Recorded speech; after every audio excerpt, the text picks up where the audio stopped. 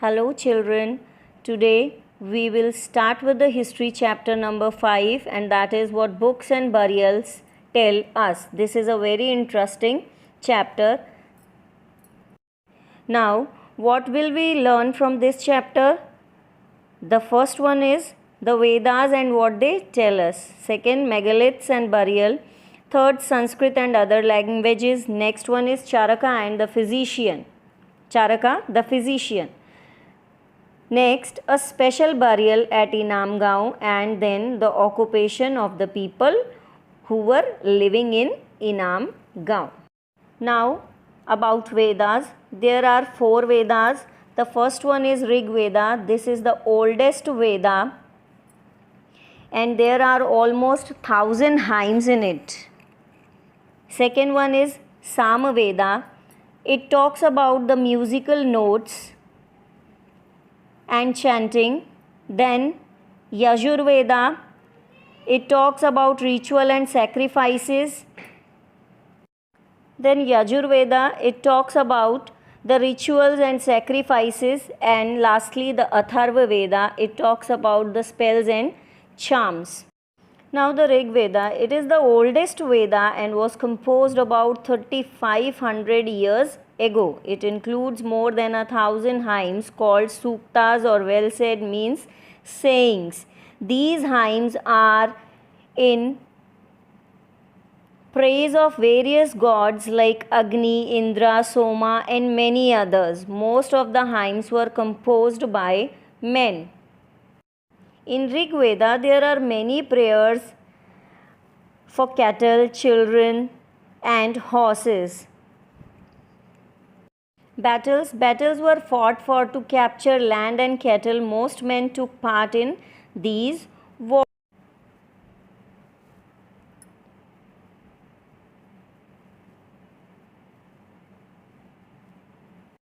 Suktas or well said. Some of the suktas are in the form of dialogue between Sant Vishwamitra and 2 rivers Byas and Satluj. The suktas or well said are the saying. These were recited and heard rather than read. People. Now let us see some of the words used to describe people found in Rig Veda.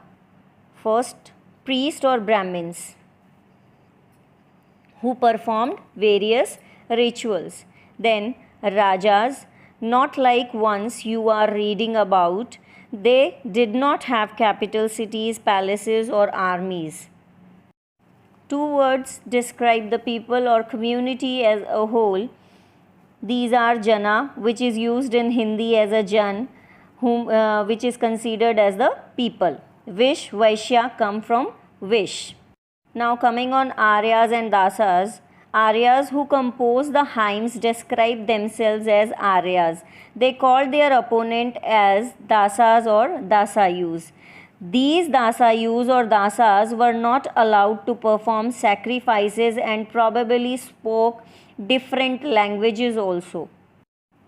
This type of megalith is known as cyst. Some cysts like in this picture have portholes which could be used as an entrance. This is the story of megaliths. There are some pictures which shows the different types of megaliths. Stone boulders are known as the megaliths. These are carefully arranged by the people and used to mark burial site. This is another picture of some stone boulders which are very big in size. They placed to represent the burial site. Now coming on the common features of burial sites. What are the common features of burial sites? The dead were buried with, the dead bodies were buried with distinctive pots which are called black and red ware, skeletons, horses, ornaments, some iron tools are also found here. Sanskrit. Sanskrit comes from the family of languages known as Indo-European. The Rig Veda is in Old or Vedic Sanskrit.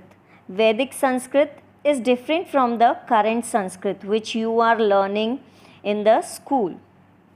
Charaka, the father of medicine. About 2000 years ago, there was a famous physician named Charaka who wrote a book on medicine known as the Charaka Samhita.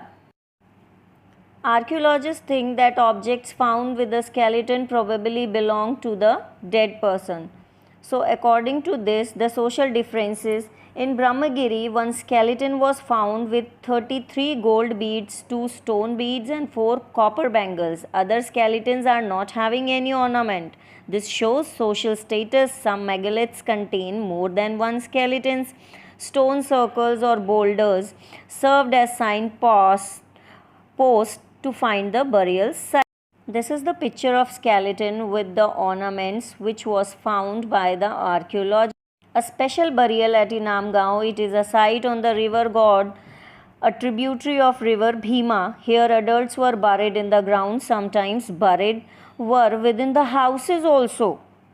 It means the peoples were buried in the houses. Vessels means the containers are placed with food and water with the dead people. One burial vessel with 4-legged clay jar was found in the courtyard of a 5-roomed house.